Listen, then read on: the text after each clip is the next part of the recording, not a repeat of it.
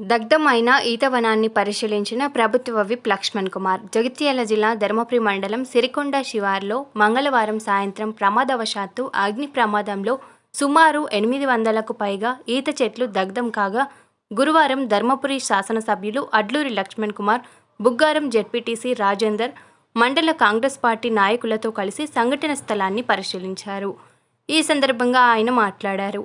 నష్టపోయిన గౌడ కులస్తులను ప్రభుత్వం తరపున ఆదుకుంటామని, వారికి నష్టపరిహారం అందించే విధంగా చర్యలు తీసుకుంటామని హామీ ఇచ్చారు. ఈ కార్యక్రమంలో మండల కాంగ్రెస్ పార్టీ అధ్యక్షుడు వేముల సుభాష్, గ్రామ కాంగ్రెస్ పార్టీ కార్యకర్తలు, గౌడ సంఘ కులస్తులు పాల్గొన్నారు. సిరికొండ గ్రామానికి సంబంధించినటువంటి మా గౌడ సోదరుల యొక్క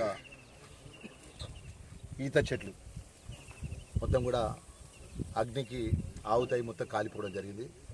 దీనికి మంటల్లో మొత్తం కూడా చెట్లు మొత్తం దేనికి కూడా అంటే భవిష్యత్తులో దీనికి ఉపయోగపడే విధంగా కాలిపోయింది. దానిపై ఆధారపడేటువంటి సుమారు ఈ మండలానికి గ్రామానికి సంబంధించినటువంటి గౌడ కులస్తులు ఆధారపడినారు. మేము ఈ జిల్లాకు సంబంధించిన జగిత్యాల జిల్లా కలెక్టర్ గారి దృష్టికి తీసుకెళ్ళాము, ఎక్సైజ్ డిపార్ట్మెంట్ వారి దృష్టికి తీసుకెళ్ళాము.